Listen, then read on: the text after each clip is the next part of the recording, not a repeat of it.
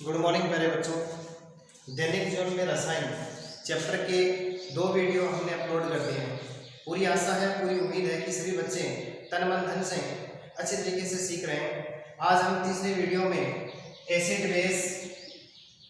Acids bases के use के बारे में बात करेंगे कि इनका दैनिक जीवन में क्या क्या उपयोग है। देखो, अम्लों की बात करें तो मैंने आपको बताया था कि अम्ल 2 प्रकार के होते हैं, प्राकृतिक और रासायनिक अम्ल। जितने भी प्राकृतिक अम्ल हैं उन्हें कार्बनिक अम्ल कहा जाता है।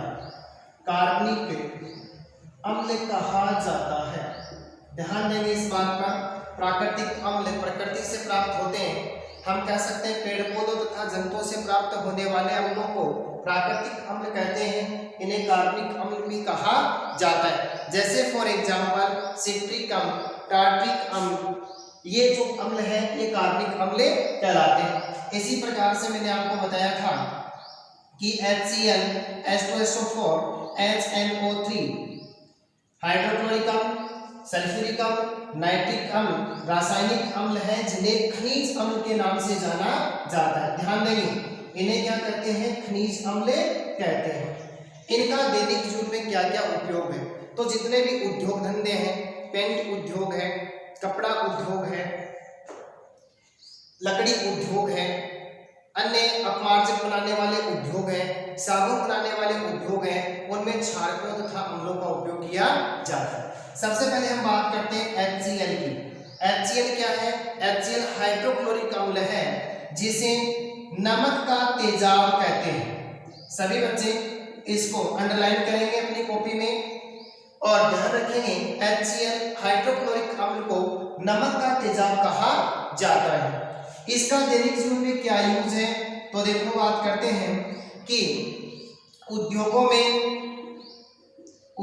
में तथा बॉयलर को अंदर से साफ करने में, सिंक तथा सिनेटरी को साफ करने में HCl का उपयोग किया जाता है। HCl क्या है? नमक का तेजाब। कहाँ काम में लेंगे? उद्योगों में काम में लेंगे। बॉयलर को अंदर से साफ करने में, सिंक तथा सिनेटरी को साफ करने में काम में लिया जाता है। तो HCl का यूज हुआ। इसी प्रकार से हम बात करते हैं H2SO4 सल्फ्यूरिक अम्ल। इसे गंधक का तेजाब कहते हैं। इसे गंधक का तेजाब कहा जाता है। सल्फ्यूरिक अम्ल को गंधक का तेजाब कहते हैं। इसे अम्लों का राजा भी कहते हैं। गंधक का तेजाब, अम्लों का राजा H2SO4 सल्फ्यूरिक अम्ल है। दैनिक जीवन में इसका उपयोग क्या है? तो सेल, कार की बैटरी, ध्यान देंगे, सेल, कार की बैटरी तथा उद्योगों में इसको काम में लिया जाता है। इसे ईंधन के रूप में भी काम में लिया जाता है। तो गंधक का तेजाब कौन है? H2SO4, जिसे क्या कहते हैं? किंग ऑफ एसिड्स, अम्लों का राजा। इसका उपयोग क्या है? सेल, कार की बैटरी तथा उद्योगों में काम में लिया जाता है। किसी भी देश की औद्योगिक प्रगति का मापन करने हेतु उस देश में उद्योग धंधों में H2SO4 की खपत से उसका आकलन किया जाता है। कोई देश जितनी मात्रा में H2SO4 की खपत करेगा तो ये माना जाता है उस देश की औद्योगिक प्रगति उतनी ही ज्यादा मानी जाती है। अर्थात तो वहां के उद्योग धंधों में बहुत ज्यादा नए प्रोडक्ट बन रहे हैं। तो H2SO4 है। इसी प्रकार से देखो, अपना है HNO3 नाइट्रिक अम्ल। HNO3 का नाम क्या है? नाइट्रिक अम्ल। इसे सोरे का अम्ल भी कहते हैं। ध्यान देना, इसे सोरे का अम्ल भी कहते हैं। 3 नाम बताए मैंने, HCl नमक का तेजाब, H2SO4 गंधक का तेजाब, HNO3 सोरे का अम्ल कहा जाता है। नाइट्रिक अम्ल का क्या यूज है? तो ध्यान देना, इसको उर्वरक बनाने में काम में लेते हैं। इसका दूसरा उपयोग जो महत्वपूर्ण है, सोने तथा चांदी के आभूषण को साफ करने में HNO3 अर्थात नाइट्रिक अम्ल को काम में लिया जाता है। तो नाइट्रिक अम्ल क्या है? सूर्य अमल किस में काम में लेंगे? उर्वरक बनाने में। और किस में काम में लेंगे? आभूषणों को साफ करने में इसको काम में लिया जाता है। अब एक चीज और है, एक्वारेजिया। तो ध्यान से देखना, एक्वारेजिया क्या चीज है? एक्वारेजिया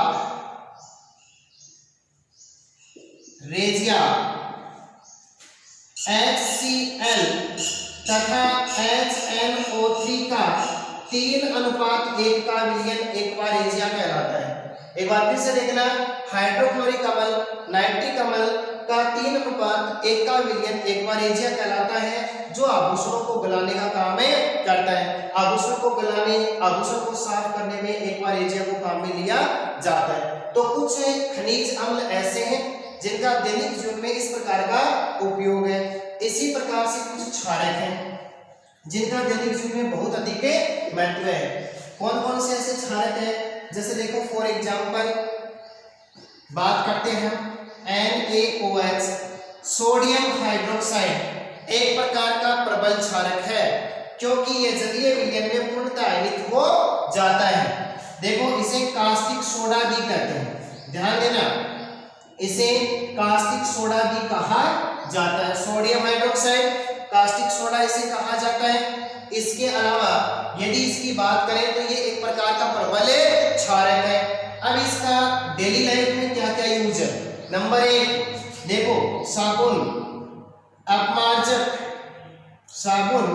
अपमार्जक बनाने में सोडियम हाइड्रोक्साइड को काम में लिया जाता है। इसके अलावा NaCl, NaHCO3 यानी सोडियम क्लोराइड, सोडियम बाइकार्बोनेट, जिसे बेकिंग पाउडर, खाने का सोडा, मीठा सोडा कहते हैं, वो बनाने में भी किसको काम में लिया जाता है? सोडियम हाइड्रोक्साइड को काम में लिया जाता है। तो अपना पहला क्षारक कौन सा हो गया? सोडियम हाइड्रोक्साइड, जिसे क्या कहते हैं? Caustic soda. यूज क्या है डेली लाइफ में? साबुन अपमार्जक बनाने में, सोडियम क्लोराइड बनाने में, बेकिंग पाउडर बनाने में सोडियम हाइड्रोक्साइड को काम में लेते हैं। दूसरा क्षारक है milk of magnesia, magnesium hydroxide, magnesium hydroxide, इसको एंटीसिड के रूप में काम में लेते हैं। सभी बच्चे ध्यान से देखेंगे, मिल्क ऑफ मैग्नीशिया का यूज क्या है? इसे एंटीसिड के रूप में काम में लेते हैं, जो क्या काम करता है? अपच के कारण उत्पन्न जलन को समाप्त करता है। अपच के कारण उत्पन्न जलन को समाप्त करता है। इसके अलावा कब्ज को हटाने का काम भी कौन करता है? मिल्क ऑफ मैग्नीशिया करता है। अब प्रश्न ये होता है कि एंटीसिड क्या है? तो एंटीसिड क्षारीय पदार्थों का ऐसा घोल है, कैसा घोल है? क्षारीय पदार्थों का ऐसा घोल है जो अम्लीय प्रभाव को क्या कर देता है? नष्ट कर देता है। तो एंटीसिड की यदि परिभाषा पूछी जाए तो हम क्या बताएंगे? क्षारीय पदार्थों का ऐसा घोल जो अम्लीय प्रभाव को उदासीन कर देता है या समाप्त कर देता है, एंटीसिड कहलाता है। तो मिल्क ऑफ मैग्नीशिया को एंटीसिड के रूप में काम में लिया जाता है, जो अपच के कारण उत्पन्न जलन को कम करता है, कब्ज को दूर करने का काम करता है। इसी कड़ी में यदि हम बात करें कैल्शियम हाइड्रोक्साइड, ध्यान देंगे, कैल्शियम हाइड्रोक्साइड जिसे भुजा हुआ चूना कहा जाता है, साधारणतः इसे चूने का पानी भी कहते हैं। कैल्शियम हाइड्रोक्साइड एक प्रकार का क्षारक है, इसे भुजा हुआ चूना या चूने के पानी के नाम से जाना जाता है। कैल्शियम हाइड्रोक्साइड काम क्या करता है?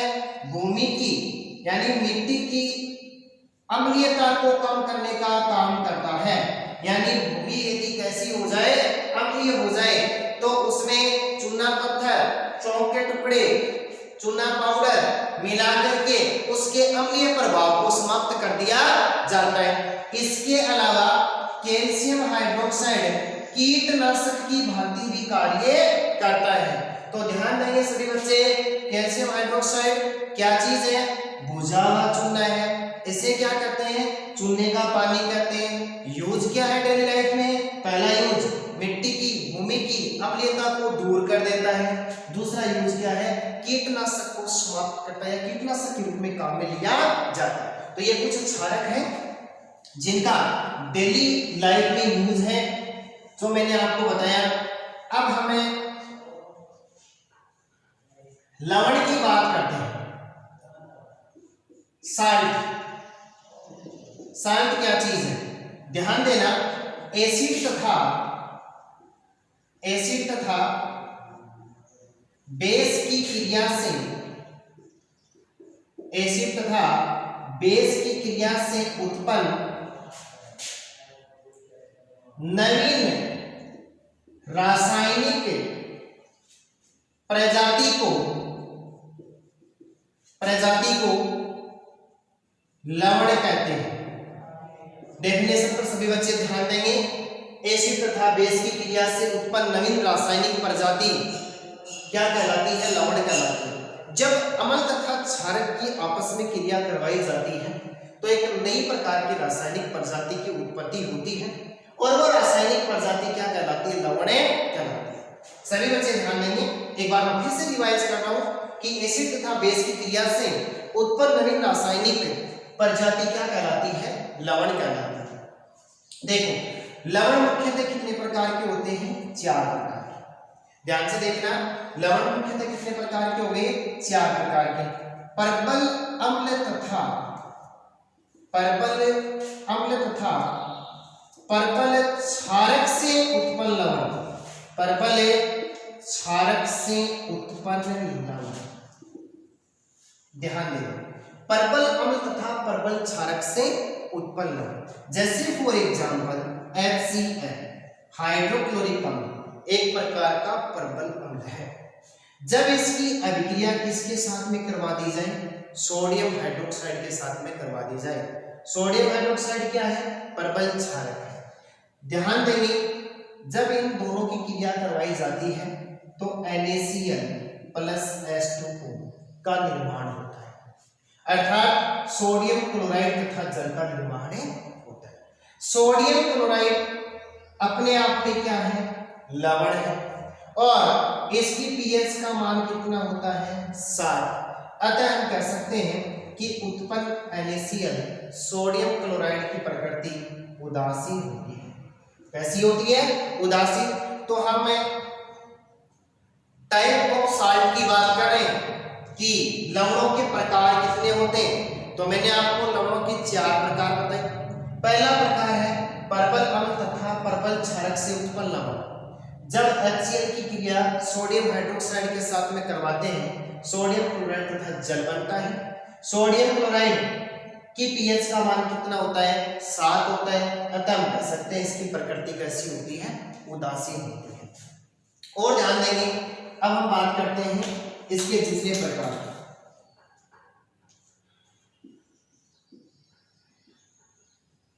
परबल अम्ल तथा दुर्बल क्षारक से उत्पन्न लवण। सभी बच्चे ध्यान से देखेंगे, प्रबल अम्ल तथा दुर्बल क्षारक से उत्पन्न लवण। जब परबल अम्ल तथा दुर्बल क्षारक की क्रिया करवाई जाती है तो प्राप्त लवण की pH का मान किस प्रकार का होता है, एक उदाहरण से समझते हैं। HCl, क्योंकि हम किसकी बात कर रहे हैं, परबल अम्ल की बात कर रहे हैं और साथ में किसकी बात कर रहे हैं, दुर्बल क्षारक। मैंने आपको बताया था आरडीएस की संकल्पना में कि अमोनियम हाइड्रोक्साइड एक प्रकार का दुर्बल क्षारक है। क्यों है ये दुर्बल क्षारक, क्योंकि ये जलीय विलयन में पूर्णतः आयनित नहीं हो पाता है, या हम कह सकते हैं ये कम मात्रा में क्या देता है, OH- या हाइड्रोक्सिल आयन देता है। तो अमोनियम हाइड्रोक्साइड क्या है, एक प्रकार का दुर्बल क्षारक है। जब इसकी अभिक्रिया करवाई जाती है तो NH4Cl प्लस का H2O अमोनियम क्लोराइड तथा जल का निर्माण होता है। अब इसकी जो pH का मान है वो क्या होगा, यानी 7 से कम होगा। pH का मान क्या होगा, 7 से कम होगा और 7 से कम होने के कारण इसकी प्रकृति कैसी होती है, अम्लीय होती है। तो ध्यान देना, यदि प्रबल अम्ल है तो उत्पन्न लवण की प्रकृति कैसी हो जाती है, अम्लीय हो जाती है। इसी प्रकार से तीसरे की यदि बात करें, दुर्बल अम्ल तथा प्रबल क्षारक से उत्पन्न लवण, दुर्बल अम्ल तथा प्रबल क्षारक से उत्पन्न लवण। मैंने आपको बताया था CH3COOH, नाम बताओ, एसिटिक अम्ल। इसका नाम क्या है? एसिटिक अम्ल, जिसे सिरका भी कहते हैं, एक प्रकार का दुर्बल अम्ल है। प्लस किसकी बात की जा रही है? प्रबल क्षारक की। सोडियम हाइड्रोक्साइड, पोटेशियम हाइड्रोक्साइड दोनों ही क्या है? प्रबल क्षारक है। तो दोनों में से किसी एक का यूज करते हैं। अब देखो, जैसे दोनों की रिएक्शन करवाई जाती है तो बनने वाला यौगिक यहां से देखेंगे, इसका H और इसका OH मिलकर किसका निर्माण कर लेते हैं? H2O का निर्माण कर लेते हैं। अब ध्यान देंगे, यहां कौन बचा? CH3COO, इधर कौन बचा? Na plus. तो अब जो ये लवण बन गया, ये सोडियम एसीटेट है। सभी बच्चे इसका नाम ध्यान से देखेंगे, सोडियम एसीटेट, जिसे सामान्य भाषा में साबुन भी कहते हैं। सोडियम लवण, देखो कार्बोक्सिलिक अम्ल के सोडियम तथा पोटेशियम लवण को ही साबुन कहते हैं। एसिटिक अम्ल है, इसके साथ में कौन जुड़ा हुआ है? सोडियम। तो एसिटिक अम्ल के सोडियम तथा पोटेशियम लवण को साबुन भी कहते हैं। यदि इसके रासायनिक नाम की बात करें तो इसका रासायनिक नाम क्या है? Sodium acetate. ध्यान देंगे, कौन है इसके साथ में? Na, और Na अपने आप में क्या है? OH के साथ में जुड़ने के बाद एक प्रकार का प्रबल क्षारक है। तो ये जो लवण बन गया, इसकी प्रकृति कैसी होगी? क्षारीय होगी, अर्थात इसकी pH का मान 7 से क्या हो जाता है? अधिक हो जाता है। तो तीसरा लवण कौन सा हुआ? दुर्बल अम्ल तथा प्रबल क्षारक से उत्पन्न लवण, जिसकी pH का मान 7 से अधिक होने के कारण उसकी प्रकृति कैसी होती है? क्षारीय होती है। अब हम बात करते हैं लवण के चौथे टाइप की, जिसमें दुर्बल अम्ल तथा दुर्बल क्षारक से प्राप्त लवण की बात करते हैं। देखो, for example CH3 COOH NH4OH acetic अम्ल दुर्बल अम्ल है। अमोनियम हाइड्रोक्साइड दुर्बल क्षारक है। जब दोनों की रिएक्शन करवाई जाती है, इस मैकेनिज्म को याद रखना, इसका H और इसका OH मिलकर किसका निर्माण कर लेते हैं? H2O का निर्माण कर लेते हैं। अब कौन बच गया? CH3 COO NH4, यानी अमोनियम एसीटेट और जल का निर्माण होता है। दोनों ही दुर्बल हैं, इसका मतलब इसकी pH का मान कितना होता है? 7, अर्थात कैसा हो जाता है? उदासीन हो जाता है। तो लवण के 4 प्रकार बताएं, उनमें से एक लवण की प्रकृति अम्लीय है, एक लवण की प्रकृति क्षारीय है और 2 लवणों की प्रकृति कैसी है? उदासीन। इस प्रकार से अम्लों तथा क्षारकों की अभिक्रिया करवाने पर एक नवीन रासायनिक प्रजाति उत्पन्न होती है, जिसे साल्ट या लवण कहा जाता है। दूसरी बात, ये जो रिएक्शन है इसे उदासीनीकरण अभिक्रिया भी कहा जाता है। जो 2020 में ये प्रश्न आ गया कि उदासीनीकरण अभिक्रिया किसे कहते हैं, एक उचित रासायनिक समीकरण लिखिए। उदासीनीकरण, जब अम्लों तथा क्षारकों की अभिक्रिया करवाई जाती है तो लवण तथा जल बनता है और ये उदासीन हो जाते हैं, अतः इसे उदासीनीकरण अभिक्रिया कहा जाता है। और ये एक प्रकार की ऊष्माक्षेपी अभिक्रिया भी है। देखो, लवण बनना एक ऊष्माक्षेपी अभिक्रिया है। ऊष्माक्षेपी अभिक्रिया किसे कहते हैं? ऐसी रासायनिक अभिक्रिया जिसमें प्रोडक्ट के साथ साथ, उत्पाद के साथ साथ ऊष्मा ऊर्जा उत्पन्न होती है, ऊष्माक्षेपी अभिक्रिया कहलाती है। तो जब लवण का निर्माण होगा तो किसका निर्माण होगा? साथ में ऊष्मा या ऊर्जा का निर्माण होता है, अतः इसे ऊष्माक्षेपी अभिक्रिया भी कहा जाता है। अब जितने भी लवण हैं उनके गलनांक तथा कवथनांक कुछ होते हैं, नोट कर लेना इस बात को। यानी लवणों के गलनांक व कवथनांक अधिक होते हैं उच्च होते हैं। गलनांक क्या है? वह निश्चित ताप जिसमें ठोस किसमें बदल जाए? द्रव्य में बदल जाए। लवणों के गलनांक व क्वथनांक क्या होते हैं? उच्च होते हैं। तथा जितने भी प्रकृति में लवण है वो किसके रूप में पाए जाते हैं? क्रिस्टल के रूप में पाए जाते हैं। ये बात ध्यान देने वाली है कि लवण किसके रूप में पाए जाते हैं? क्रिस्टल के रूप में पाए जाते हैं। क्रिस्टल के रूप में पाए जाते हैं, जिनमें क्रिस्टलन जल भी पाया जाता है। जिनमें क्रिस्टलन जल भी पाया जाता है। बोर्ड एग्जाम के लिए प्रश्न मुख्य हो जाता है क्रिस्टलन जल किसे कहते हैं, तो सभी ध्यान देंगे। किसी यौगिक के इकाई सूत्र में, किसी यौगिक के इकाई सूत्र में उपस्थित जल के निश्चित अणुओं की संख्या को क्रिस्टलन जल कहते हैं। क्या परिभाषा बन गई? ध्यान से देखना इसको। किसी यौगिक के इकाई सूत्र में उपस्थित जल के निश्चित अणुओं की संख्या को क्रिस्टलन जल कहा जाता है। For example CuSO4 .5H2। CuSO4 क्या है? Copper sulphate. ध्यान देना, इसका नाम है कॉपर सल्फेट और इसके साथ में जल के कितने अणु हैं? 5। परिभाषा क्या कर रही है? किसी यौगिक के इकाई सूत्र, ये कोई यौगिक है उसका इकाई सूत्र है। मैंने आपको बताया किसका इकाई सूत्र है? कॉपर सल्फेट का। इकाई सूत्र में उपस्थित जल के निश्चित अणु, यानी जल के जितने भी अणु उनकी संख्या कांस्टेंट होनी चाहिए, तो यहाँ पर कितनी है? 5। उन्हें क्या कहा जाता है? क्रिस्टलन जल कहा जाता है। सभी बच्चे ध्यान देंगे, ये कॉपर सल्फेट का जलीय विलयन है, इसे नीला थोथा भी कहते हैं। सामान्य भाषा में कॉपर सल्फेट को नीला थोथा कहा जाता है। तो क्रिस्टलन जल का एक उदाहरण हुआ CuSO4 .5H2। ऐसा ही एक उदाहरण लेते हैं CaSO4 2H2O। तो यहाँ पर क्रिस्टलन जल के अणुओं की संख्या कितनी हो गई? 2। तो ये क्रिस्टलन जल कहलाएगा। कैल्शियम सल्फेट है, सभी बच्चे ध्यान देंगे। कैल्शियम सल्फेट, इसका नाम देखना, कैल्शियम सल्फेट डाइहाइड्रेट। जल के कितने अणु जुड़े हुए हैं? 2। 2 के लिए हम क्या यूज करेंगे? डाइहाइड्रेट। कैल्शियम सल्फेट डाइहाइड्रेट, जिसे सामान्य भाषा में जिप्सम कहते हैं।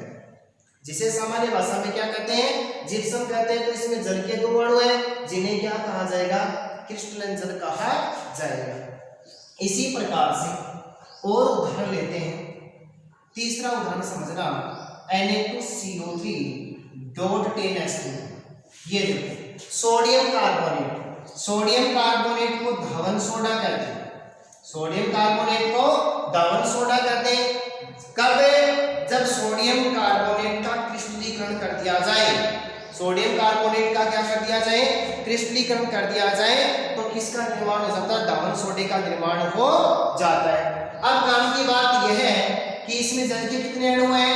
10 अणु हैं, जिन्हें क्या कहा जाएगा? क्रिस्टलन जल कहा जाएगा। ये धावन सोडे का सूत्र हुआ। इसी क्रम में देखो K2SO4 .Al2SO4 3 .choice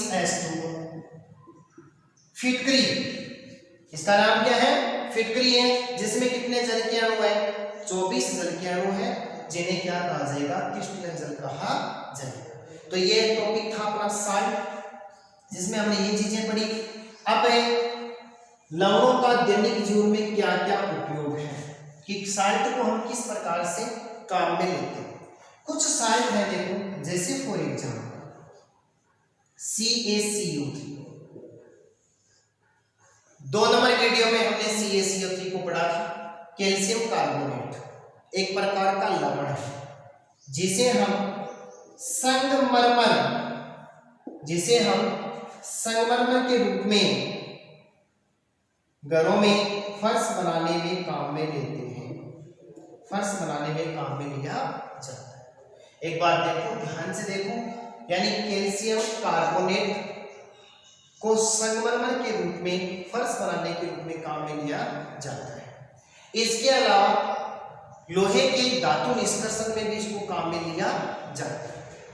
ऐसे ही यदि दूसरे की बात करें, अभी बताया मैंने आपको K2SO4 Al2SO4 3.24S2O फिटकरी क्या काम करती है? जल को शुद्ध करने का काम करती है, जल की स्थायी कठोरता हटाने में भी काम में लिया जाता है। तीसरी बात करें AgNO3, सभी बच्चे ध्यान देंगे, सिल्वर नाइट्रेट को फोटोग्राफी में काम में लिया, सिल्वर नाइट्रेट को किस में काम में लिया जाता है? फोटोग्राफी में काम में लिया जाता है। चौथा देखो अमोनियम नाइट्रेट को उर्वरक बनाने में, विस्फोटक पदार्थ बनाने में काम में लिया जाता है। तो ये कुछ लवण है जिनका दैनिक जीवन में बहुत अधिक महत्व है। ये लवणों के बारे में हमने बात की। और अब एक नया टॉपिक है आज का पीएच स्केल।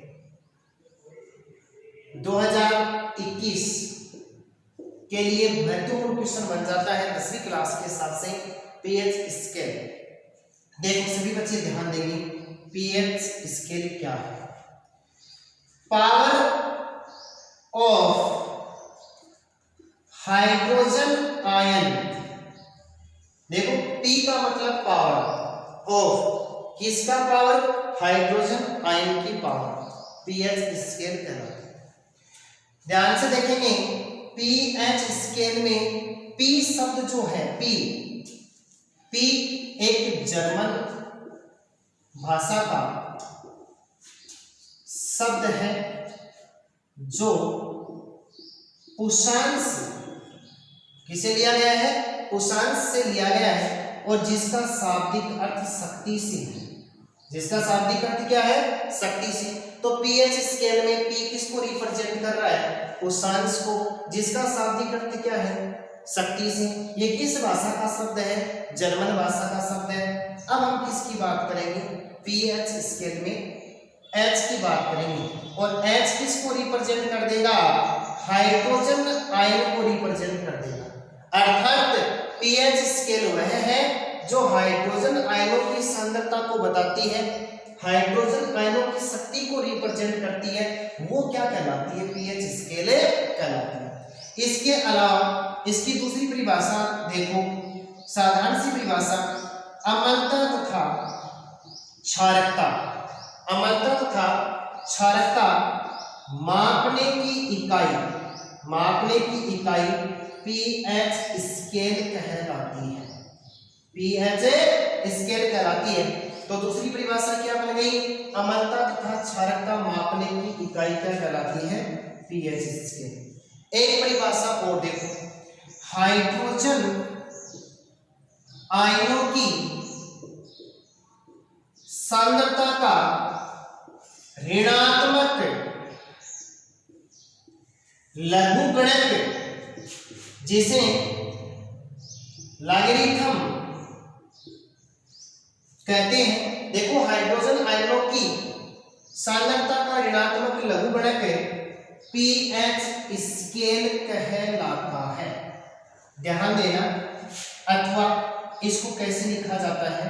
पीएच बराबर -log10 H+। H+ किसको बता रहा है? हाइड्रोजन आयन को बता रहा है। तो पीएच बराबर क्या लिखा? -log10 H+ लिखा। मैंने आपको बताया कि H+ आयन, हाइड्रोजन आयन स्वतंत्र रूप से नहीं रह सकता, अतः यह जल के साथ जलयोजित रूप में रहता है। देखो H+ किसके साथ में जुड़ जाएगा? जल के साथ में जुड़ जाएगा और जलयोजित रूप में, यानी ये जलयोजित रूप से हाइड्रोनियम आयन में बदल जाता है। तो इसकी जगह देखो हम क्या लिख सकते हैं? पीएच बराबर -log10 H3O+, अर्थात हाइड्रोनियम आयन। तो ये पीएच स्केल हुआ। अब एक काम की बात कि उदासीन जल की पीएच का मान कितना होता है? क्वेश्चन है, उदासीन जल की पीएच का मान ज्ञात कीजिए। तो सभी बच्चे ध्यान से देखेंगे, उदासीन जल के लिए H+ तथा OH- हाइड्रोजन आयन तथा हाइड्रोक्सिल आयनों की सांद्रता 1 गुणा 10 की घात -7 मोल प्रति लीटर होती है। ध्यान से देखेंगे, उदासीन जल के लिए हाइड्रोजन तथा हाइड्रोक्सिल आयन की सांद्रता 1 गुणा 10 की घात -7 मोल प्रति लीटर होती है, अथवा इसकी पीएच होगी, क्या होगी इसकी पीएच? तो देखो पीएच बराबर माइनस का log 10, हाइड्रोनियम आयन की जगह किसको रखेंगे? 1 गुणा 10 की घात -7 को रखेंगे। तो देखो क्या प्राप्त हो जाएगा, pH बराबर 7 log 10, जिसका मान कितना होता है? log 10 का मान 1 होता है, तो pH बराबर कितना आता है? 7। अतः स्पष्ट है कि उदासीन जल की pH का मान कितना होता है? 7 होता है। तो ये pH स्केल के बारे में बताया मैंने आपको कि हाइड्रोजन आयनों की सांद्रता का ऋणात्मक लघुगणक pH स्केल कहलाता है, जिसे क्या लिखेंगे? pH बराबर -log 10 H+। मैंने आपको बताया अत्यधिक क्रियाशील होने के कारण हाइड्रोजन स्वतंत्र रूप से नहीं रह सकता, बल्कि ये जल के साथ जलयोजित रूप में रहता है और हाइड्रोनियम में बदले जाता है। तो H+ की जगह क्या लिखा जा सकता है? H3O+ लिखा जा सकता है। क्वेश्चन क्या था? उदासीन जल की pH का मान ज्ञात कीजिए। तो उदासीन जल के लिए हाइड्रोजन तथा हाइड्रोक्सिल आयन की सांद्रता 1 गुणा 10 की घात -7 मोल प्रति लीटर होती है, अथवा इसकी pH होगी pH बराबर -log 10, H की जगह या H3O+ की जगह 1 गुणा 10 की घात -7 को रखा जाएगा, pH बराबर 7 log 10 आएगा, और हम जानते हैं log 10 का मान 1 होता है, अतः pH बराबर कितना आ जाता है? 7। सबसे मोस्ट बात जो आप कॉपी में लिखेंगे कि सन 1909 में सोरेनसन ने, वैज्ञानिक का नाम क्या है? सोरेनसन ने pH स्केल को बनाया था। तो pH स्केल किसके द्वारा बनाई गई थी? सन 1909 में सोरेनसन नामक वैज्ञानिक ने pH स्केल बनाई थी। अब एक बात और, pH स्केल में 0 से लेकर के 14 तक मापन किया जाता है। तो pH स्केल में मापन कहां से लेकर कहां तक होता है? 0 से लेकर के 14 तक मापन किया जाता है। अब हम pH स्केल बनाते हैं। किस प्रकार की pH स्केल होती है? सभी बच्चे ध्यान से देखेंगे।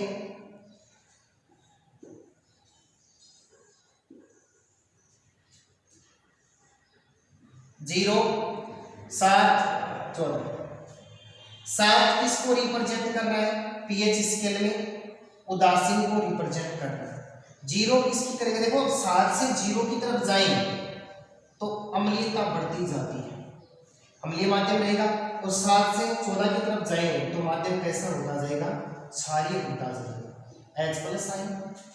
और इधर यदि बात करें OH- आयन, जैसे जैसे इस साइड में जाएंगे H का प्रभाव कम होता जाएगा और OH का प्रभाव बढ़ता जाएगा।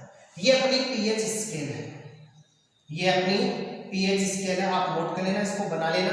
pH स्केल में मैंने आपको क्या बताया, यानी 0 व 7 के बीच का जो माध्यम होगा वो अम्लीय होगा, 7 व 14 के बीच का जो माध्यम होगा वो क्षारीय होगा, 7 पर कैसा होगा? उदासीन होगा। ये H+ आयन गिरते हुए ग्राफ को दर्शा रहे हैं, यानी इस दिशा में जाएंगे तो अम्लीयता का प्रभाव बढ़ता जाएगा, इस दिशा में जाएंगे तो क्षारीयता का प्रभाव बढ़ता जाएगा। तो pH स्केल में 0 से लेकर के 14 तक का मापन किया जाता है। ये थी अपनी pH स्केल। अब एक नोट लगा करके अपनी नोटबुक में ऐड कर लेना कुछ महत्वपूर्ण यौगिक जिनकी pH का मान क्या होता है। ये बड़ी बड़ी परीक्षाओं में पूछे जाने वाला क्वेश्चन है, आपके लिए भी मोस्ट है, सभी के लिए मोस्ट है। जैसे देखो फॉर एग्जांपल हम बात करें ब्लड, रक्त की pH की बात करें, किसकी बात करें? रक्त की pH की बात करें, यानी ब्लड की pH का मान कितना होता है? तो 7.3 से लेकर के 7.5 तक होता है। यदि इसकी प्रास निकालें तो कांस्टेंट यूनिट माने तो 7.4 pH मानी जाती है। इस pH को देखकर हम रक्त के माध्यम की प्रकृति को पहचान सकते हैं। 7 से ऊपर है इसका मतलब ये क्षारीय है, कैसा है ये? क्षारीय। और 7 से कितना ऊपर है? बहुत कम ऊपर है। इसका मतलब ये क्या है? हल्का क्षारीय है। तो रक्त की पीएच हल्का क्षारीय 7.3 से 7.5। हम जिसे क्या कर सकते हैं? प्रास यदि निकालें, रेशियो निकालें तो 7.4 प्राप्त होती है। इसी प्रकार से हम बात करें मूत्र की पीएच। किसकी बात करें? मूत्र की पीएच की यदि बात करें तो 5.5 से लेकर के 7.5 के बीच में पाई जाती है। तो मूत्र की पीएच का मान कितना हो गया? यानी 5.5 से लेकर के 7.5 के बीच में पाई जाती है। और देखिए जैसे फॉर एग्जांपल हम बात करें कॉफी की पीएच का मान यदि देखें तो 5 से लेकर के 5.5 के बीच में पाई जाती है। कॉफी की पीएच कितनी होती है? 5 से 5.5। 1 मोल NaOH तो इसकी पीएच का मान कितना होता है? 14 होता है। 1 मोल HCl इसकी पीएच का मान कितना होता है? 0। ये प्रबल क्षारीय है और ये कैसा है? प्रबल अम्लीय है। इसी प्रकार देखें तो MgOH2 मिल्क ऑफ मैग्नीशिया और इसकी पीएच का मान कितना होता है? 10 होता है। इसके पीएच का मान कितना होता है? 10 होता है। अब हम बात करें उदर से स्रावित रस यानी HCl की बात करें तो उसकी पीएच का मान 1 से 3 तक पाया जाता है, या हम कह सकते हैं 1 और 3 के बीच में पाया जाता है। और यदि आगे बढ़ें तो बात करें श्राव की पीएच का मान 2.8 से लेकर 3.8 तक पाया जाता है। श्राव की पीएच का मान कितना है? 2.8 से 3.8 तक पाया जाता है। नींबू का रस बहुत मस्त है। नींबू का रस तो 2.2 से लेकर के 2.4 इसकी पीएच का मान पाया जाता है। तो दैनिक जीवन में जिन शब्दों को हम जानते हैं उनकी पीएच का अध्ययन किया। रक्त की पीएच का मान 7.3 से 7.5, मूत्र की पीएच 5.5 से 7.5, कॉफी 5 से 5.5, सोडियम हाइड्रोक्साइड प्रबल है तो 14 है, HCl प्रबल है 0 है। मिल्क ऑफ मैग्नीशिया की यदि बात करें तो इसकी पीएच का मान कितना होता है? 10 होता है।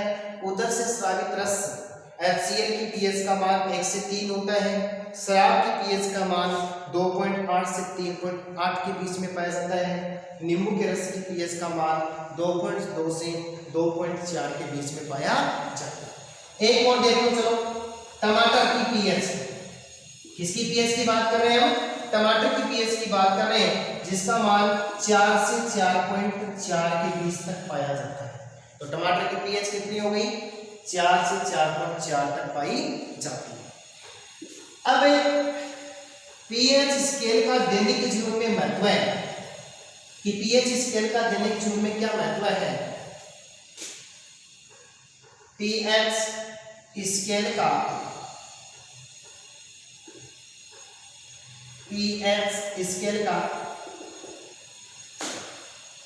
डेली लाइफ में महत्व है, इंपॉर्टेंस पीएच स्केल का। पहला देखो उपज में पीएच का महत्व। उपज में पीएच का महत्व। अधिकांश पादप उदासीन पीएच पर अच्छी वृद्धि करते हैं। सभी बच्चे ध्यान देंगे, उदासीन पीएच 7 पर अच्छी वृद्धि करते हैं और अधिक पैदावार देते हैं। यदि किसी कारण से पीएच का मान 7 से कम या 7 से अधिक हो जाता है तो पौधों की वृद्धि अवरुद्ध हो जाती है। इसके निवारण हेतु हम क्या करते हैं? यदि पीएच का मान 7 से कम है, यदि पीएच का मान 7 से कम है तो उस मिट्टी में क्षारकीय पदार्थों का घोल मिलाया जाता है, चौक के टुकड़े, चूना पत्थर मिलाया जाता है। और यदि पीएच का मान 7 से अधिक है तो अम्लीय घोल मिलाकर के पीएच को उदासीन किया जाता है। तो पहला महत्व हो गया उपज में पीएच का महत्व है। अधिकांश पादप उदासीन पीएच पर अच्छी वृद्धि करते हैं। अधिकांश पादप उदासीन पीएच पर अच्छी वृद्धि करते हैं तो हम कह सकते हैं कि pH 7 पर पौधे अधिक वृद्धि करते हैं, अधिक इनका विकास होता है। यदि pH का मान 7 से कम और 7 से ज्यादा हो जाता है तो इनका विकास अवरुद्ध हो जाता है। इसके निवारण के लिए यदि मिट्टी की pH का मान 7 से कम है तो उसमें चूना पत्थर या हम कह सकते हैं क्षारकीय पदार्थों का घोल मिलाते हैं। यदि pH का मान 7 से ज्यादा है तो अम्लीय पदार्थों का घोल मिला करके pH को उदासीन किया जाता है। दूसरा देखो, मुहे में pH का महत्व है। मुहे में pH का महत्व है। देखो, भोजन करने से पहले हम कह सकते हैं खाना खाने से पहले मुख की pH का मान 7.5 होता है। नोट करने वाली बात, खाना खाने से पहले मुख की pH का मान कितना होता है? 7.5। और खाना खाने के बाद ये गिरकर कितना हो जाता है? 6 तक पहुंच जाता है। यदि अच्छे से मुंह को साफ नहीं किया जाता है तो मसूड़ों में, दांतों में खाद्य कण फंस जाते हैं, जिससे कई प्रकार के बैक्टीरिया उत्पन्न हो जाते हैं और वो बैक्टीरिया pH को 5.5 से भी कम कर देते हैं। बैक्टीरिया क्या कर देते हैं? यानी उस pH को 5.5 से भी कम कर देते हैं। और दांतों का दंतवलक, वलक का शाब्दिक अर्थ क्या है? कवच, ढक्कन। क्या है? ढक्कन, जिसे हम क्या कहते हैं? इनेमल कहते हैं। प्यारे बच्चों, ध्यान देने वाली बात है, शरीर का सबसे कठोर भाग दांतों का कवच, दंतवलक अथवा क्या है? इनेमल, और उसका भी क्या हो जाता है? क्षय हो जाता है। हम कह सकते हैं वो उनका भी विघटन होना शुरू हो जाता है। कब हो जाता है? तो ध्यान से देखना, मुख में pH का महत्व है। खाना खाने से पहले मुख की pH का मान 7.5, खाना खाने के बाद 6.0।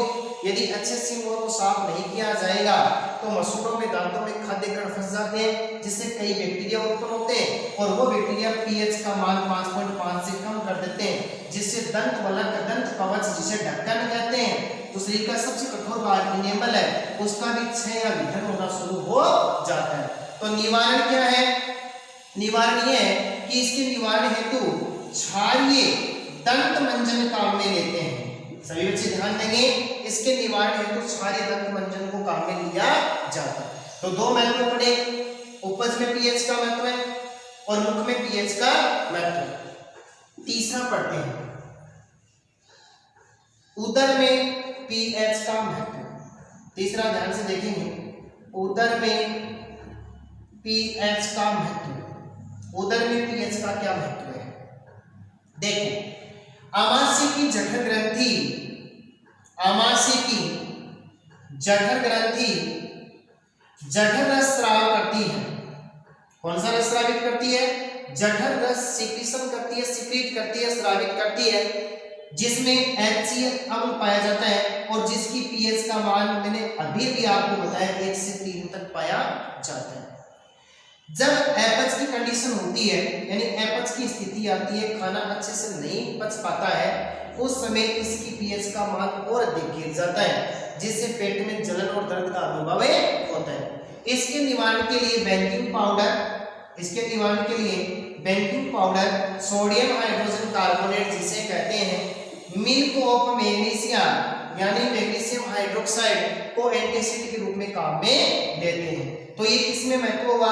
उदर में pH का महत्व है, यानी जठर ग्रंथि जठर रस स्रावित करती है, जिसमें HCl होता है जो सामान्य क्रिया में भोजन का पाचन करता है। लेकिन जब अपच हो जाए तो ये जठर ग्रंथि अधिक मोटी हो जाती है और अधिक मात्रा में HCl को स्रावित करती है, जिससे पेट में जलन और दर्द का अनुभव होता है। इसके निवारण हेतु हम बेकिंग पाउडर और मिल्क ऑफ मैग्नीशिया को एंटीसिड के रूप में काम में लेते हैं। तो तीसरा महत्व किसमें हो गया? उदर में तीसरा महत्व हुआ। अब देखो, अधिकांश देखो जंतुओं में pH का महत्व है, जंतुओं में pH का महत्व है। पृथ्वी पर जितने भी सजीव प्राणी हैं वो एक निश्चित pH पर ही जीवित रहते हैं, एक निश्चित pH प्रास पर जीवित रहते हैं। देखो, जब एक वर्षा जल की pH का मान, वर्षा जल की pH का मान 5 से कम हो जाता है, 5 से 5.5 मानो या 5 से कम हो जाता है, तो वह वर्षा अम्लीय वर्षा कहलाती है। क्या कहलाती है? अम्लीय वर्षा। और अम्लीय वर्षा का जब जल किस में मिल जाए, नदियों में मिल जाए, तो नदियों में मिलने के कारण नदी का पानी कैसा हो जाएगा, अम्लीय हो जाएगा। और अम्लीय होने के कारण जितने भी जलीय जीव हैं उनका जीवन संकट में पड़ जाता है, यानी जलीय जीवों का जीवन संकट में पड़ जाता है। जीवन किस में पड़ जाता है, संकट में पड़े जाता है और वो नष्ट होना शुरू हो जाते हैं। इसलिए उनमें भी, नदियों में भी क्षारीय पदार्थ का घोल मिलाया जाता है। तो वर्षा जल की पीएच का मान 5.5 या 5 से कम हो जाएगा तो वर्षा अम्लीय वर्षा होगी। और अम्लीय वर्षा का पानी जब नदी में मिलेगा तो नदी में उपस्थित जीवों का जीवन संकट में पड़ जाता है। तो ये जंतुओं में पीएच का महत्व होगा। अब एक पीएच के महत्व में अंतिम अपना पीएच का महत्व है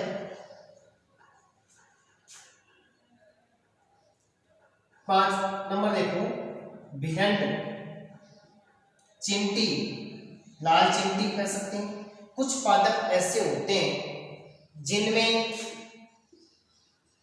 फॉर्मिक अम्ल पाया जाता है। देखो, चिंटी, भिरंड के डंक में फॉर्मिक अम्ल पाया जाता है।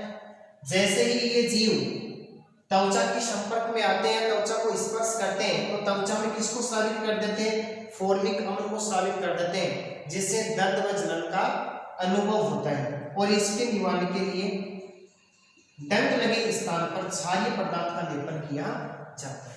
तो भिरंड, लाल चिंटी या कुछ ऐसे जीव होते हैं जिनके डंक में फॉर्मिक अम्ल, और फॉर्मिक अम्ल का नाम मैंने आपको बताया था मेथेनोइक अम्ल भी होता है, ध्यान रखना इस बात को। फॉर्मिक अम्ल जिसे मेथेनोइक अम्ल भी कहते हैं, मेथेनोइक इसका आईपीएसी नाम है। फॉर्मिक अम्ल दंत का कारक है, जलन का अनुभव होता है, तो इसके निवारण के लिए क्षारीय पदार्थ का लेपन किया जाता है। इसी प्रकार देखो, एक पादप है नेटल पादप। नेटल पादप में कांटे के ऊपर रोम पाए जाते हैं, और ये रोम जैसे त्वचा के संपर्क में आते हैं तो उसी फॉर्मिक अम्ल का स्राव कर देते हैं। किसका स्राव कर देते हैं, यानी इसमें कांटे रूपी रोम पाए जाते हैं जो त्वचा के संपर्क में आकर फॉर्मिक अम्ल का स्राव कर देते हैं, जिससे उस स्थान पर जलन तथा दर्द का अनुभव होता है। और इसके लिए इस बात को थोड़ा सा ढंग से देखना, एक प्लांट है डोग पादप की पत्ती को पीस करके लगाया जाता है, क्योंकि उसकी पत्ती का रस कैसा होता है, क्षारीय होता है। तो आज की क्लास में हमने पीएच स्केल और पीएच स्केल का डेली लाइफ में इंपॉर्टेंस पढ़ा। अब 3 क्वेश्चन है आपके लिए। पहला क्वेश्चन,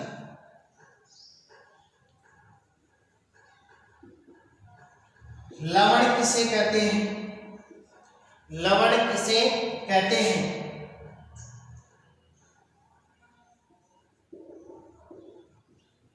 लवणों के प्रकार लिखिए, लवण किसे कहते हैं, लवणों के प्रकार लिखिए। नंबर 2, क्रिस्टलन जल क्या है, कोई 2 उचित उदाहरण लिखिए। क्रिस्टलन जल क्या है, कोई 2 उचित उदाहरणें लिखिए। और तीसरा क्वेश्चन, पीएच स्केल में P तथा H किसका संकेतक है, लिखिए। ये 3 क्वेश्चन आपके लिए हैं। पीएच स्केल में P तथा H किसका संकेतक है। आज की क्लास में बस इतना ही।